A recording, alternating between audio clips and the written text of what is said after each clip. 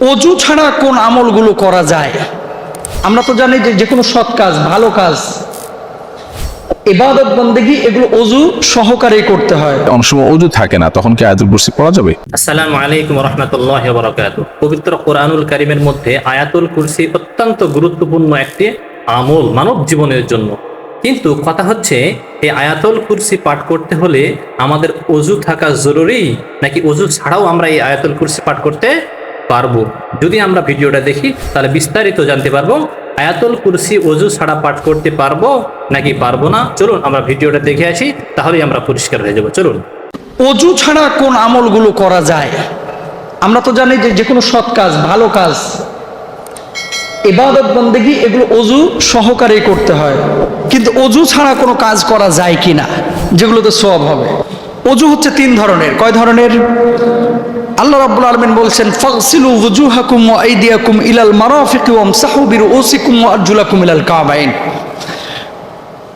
আল্লাহ তাআলা বলছেন, তোমরা মুখমণ্ডল ধৌত করো, তোমাদের হাতের কোনোই পর্যন্ত ধৌত করো, মাথা মাসা করো, দুই পায়ের টাকনো পর্যন্ত ধৌত করো। এর আগেও একদিন বলেছিলাম, এই চারটা অঙ্গ ধৌত করা, মাসা করা ফরজ। কি ফরজ? এর বাইরে যা আছে, কুলি করা, নাকে পানি দেওয়া, আঙ্গুল খিলেল করা, তারপরে মেসওয়াক করা, এগুলো কি সুন্নাহ। এই চারটি অঙ্গের এক অংশ, একটা চুল পরিমাণ যদি কারো শুষ্ক থাকে, তার কিন্তু ওযু হবে না। তো অজুর কিছু বিষয় রয়েছে, যে এই চারটি বিষয় যেগুলো ফরজ, বাকি যে বিষয়গুলো রয়েছে এগুলো হচ্ছে সুন্নাহ। এখন অজু কখন করা আপনার জন্য ফরজ? যখন আপনি নামাজ আদায় করবেন, ঠিক কিনা? অজু ছাড়া কি নামাজ আদায় করা যাবে? না। যখন আপনি নামাজের মধ্যে অথবা বাইরে তেলাওয়াত করেছেন, সিজদার আয়াত আপনি তেলাওয়াত করেছেন, এই তেলাওয়াতে সিজদাটা দেওয়ার জন্য আপনার ওযু করতে হবে, এটা আপনার জন্য ফরজ।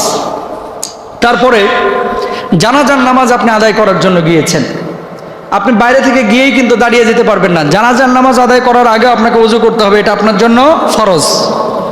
পবিত্র কোরআন স্পর্শ করা, অজু ছাড়া পবিত্র কোরআন স্পর্শ করা জায়েজ নাই, অবশ্য আপনাকে অজু করতে হবে। অজু ছাড়া যদি কোরআন স্পর্শ করেন তাহলে আপনার গুনাহ হবে। শুধুমাত্র একটা ইবাদতের জন্য অজুটা ওয়াজিব, অজু করাটা আর কি একটা ইবাদত। সেটা কি? আপনারা যারা হজ্জে যান অথবা উমরায় যান, উমরা বা হজ্জে আপনার কাবা যে তওয়াফ করেন, ওই তওয়াফের সময় অর্থাৎ তওয়াফের আগে অজু করাটা, অজুরত অবস্থায় তওয়াফ করাটা, এটা হচ্ছে ওয়াজিব অজু। আল্লাহ যেমন ঘুমাতে যখন আপনি যাবেন, অজু করে ঘুমাবেন। অজু করে যদি আপনি ঘুমান, আপনার লাভটা কি? লাভ হচ্ছে ওই যে বোবাই ধরে, বদজিনের আসর করে, অনেক সময় খারাপ স্বপ্ন দেখেন, আটকায় ওঠেন, ভয়ে ভীত সন্ত্রস্ত হয়ে, এই সমস্ত জিনিসগুলো থেকে আপনি রক্ষা পাবেন যদি অজু করে ডান কাত হয়ে দোয়া পড়ে আপনি ঘুমান। আল্লাহুম্মা বিসমিকা আমুতু ওয়া আহইয়া। আল্লাহ রাসূল সাল্লাল্লাহু আলাইহি ওয়াসাল্লাম আম্মাজান ফাতিমাতুজ জহরা রাদিয়াল্লাহু তাআলা আনহাকে শিখিয়েছেন, ও ফাতিমা, যখন ঘুমাইবা তখন চার কুল পড়ে তুমি একটু ঘুমাইবা। তুমি সুবহানাল্লাহ পড়বা, আলহামদুলিল্লাহ পড়বা, আল্লাহু আকবার পড়বা, লা ইলাহা ইল্লাল্লাহ পড়বা। এই তাসবিহগুলো যদি পড়ো তাহলে পৃথিবীর মধ্যে যা কিছু আছে এই সবচাইতে উত্তম কিছু তুমি পাইবা। বলুন সুবহানাল্লাহ। তাহলে এই ঘুমের আগে অজু করাটা কি? মুস্তাহাব। সর্বদা অজু অবস্থায় থাকাটা মুস্তাহাব। অজুর এত ফজিলত, আল্লাহ রাসূল সবসময় অজুরত অবস্থায় থাকতেন। এই জন্যই যারা 5 ওয়াক্ত নামাজে অজু করে এবং অজুরত অবস্থায় যারা দিনাতিপাত করে, কিয়ামতের ময়দানে কিছু মানুষের চেহারা হবে পূর্ণিমার চাঁদের মতো উজ্জ্বল। আল্লাহ রাসূল সাল্লাল্লাহু আলাইহি ওয়াসাল্লাম বলছেন, এদের চেহারার দিকে তাকাইলেই বুঝতে পারবে যে এরা নামাজি ছিল, এরা অজুকারী ছিল। এদের চেহারার দিকে তাকাইলেই বোঝা যাবে যে এরা সৎ ছিল। তারা কারা? যারা 5 ওয়াক্ত নামাজ পড়েছে, চেহারাটাকে অজু দিয়ে উজ্জ্বল করেছে। খেয়াল করে দেখবেন, যারা অজুরত অবস্থায় থাকে 5 ওয়াক্ত নামাজের আগে যারা অজু করে, এদের চেহারার মধ্যে আলাদা একটা নূর আছে, যে নূরটা কিন্তু একটা বেনামাজি এবং অজুহীন মানুষের মধ্যে নাই। যে যখন অজু করে বা যারা নিয়মিত অজু করে নামাজ পড়ে, তাদের চেহারার মধ্যে আলাদা একটা ঝলক আছে, যেটা মেকআপ করে কিন্তু আনা যায় না। মান ক্বারা আয়াতুল কুরসি দুবুরা কুল্লি সালাতিন মাকতুবাতিন লাম ইয়ামনাহু মিন দুখুলিল জান্নাতি ইল্লাল মাউত। প্রত্যেক ফরজ সালাতের পরে যে একবার আয়াতুল কুরসি পড়ে, তার জান্নাতে ঢোকার ব্যাপারে কোনো বাধা থাকে না। একটা জিনিস বাধা থাকে, সেটা হলো মরণ। লোকটা মরে না, তাই জান্নাতে যায় না, মরলেই জান্নাতে। বললেই জান্নাতি। এত ফজিলতের আমল রাইখা দিয়া আমিন ইয়া আরহামার রাহিমিন। সবচেয়ে ছোট ইস্তেগফার হচ্ছে এটা, আস্তাগফিরুল্লাহ। একটু বড় করে যদি পড়তে চান পড়বেন আস্তাগফিরুল্লাহ আল্লাযী লা ইলাহা ইল্লা হুয়াল হাইয়ুল কাইয়্যুম ওয়া আতুবু ইলাইহি। বিশ্বনবী বলেন জিহাদের ময়দান থেকে পালিয়ে গেলে এটা কবিরা গুনাহ, এই গুনাহ আল্লাহ মাফ করে না। কিন্তু কেউ যদি আস্তাগফিরুল্লাহ আল্লাযী লা ইলাহা ইল্লা হুয়াল হাইয়ুল কাইয়্যুম ওয়া আতুবু ইলাইহি পড়ে, তাহলে যুদ্ধের ময়দান থেকে পালিয়ে গেল ওই বান্দারে আল্লাহ মাফ করে দেয়। আবার সাইয়েদনা আবু বকর বললেন, ইয়া নবী আল্লাহ আল্লিমনি দুআআন আদউ বিহি ফি সালাতি। ও নবী, এমন একটা দোয়া আপনি আমারে শিক্ষা দেন যেই দোয়াটা আমি নামাজের মধ্যে পড়ব। বিশ্বনবী সাইয়েদনা আবু বকরকে একটা ইস্তেগফার শিক্ষা দিলেন, যেটা আরে বাংলাদেশে আমরা বলি দোয়া মাসুরা। সালাম ফেরানোর আগে কি পড়ি? আল্লাহুম্মা ইন্নী যালামতু নাফসি যুলমান কাসীরা। এটা কিন্তু একটা ইস্তেগফার, তবে সবচেয়ে শ্রেষ্ঠ ইস্তেগফার হচ্ছে সাইয়্যিদুল ইস্তেগফার। যত ইস্তেগফার আছে এর মধ্যে শ্রেষ্ঠ ইস্তেগফার কি? এই সাইয়্যিদুল ইস্তেগফার যে দিনের বেলা পড়বে সে ওই দিন মারা গেলে জান্নাতি, যদি রাতে কেউ পড়ে ওই রাতে মারা গেলে জান্নাতি। সাইয়্যিদুল ইস্তেগফার আল্লাহুম্মা আনতা রাব্বি لا إله إلا أنت خلقتني وأنا عبدك وأنا على عهدك ووعدك ما استطعت أعوذ بك من شر ما صنعت أبوء لك بنعمتك علي وأبوء لك بذنبي فاغفر لي فإنه لا يغفر الذنوب إلا أنت سبحان الله পড়েন। এটার বলে সাইয়্যিদুল ইস্তেগফার। এজন্য আল্লাহ বলেন ফাযকুরুনি আযকুরুকুম ওয়াশকুরুলি ওয়ালা তাকফুরুন। আমি আল্লাহর জিকির করো তাহলে আমিও আল্লাহ তোমাদের জিকির করি। আমরা ওনারে ডাকলে উনি আমগরে স্মরণ করে। সুবহানাল্লাহ, মজা করে কইতে পারলেন না? আবার হাদিসে কুদসিতে আল্লাহ বললেন ফাইন যাকারানি ফি নাফসি যাকারতুহু ফি নাফসি।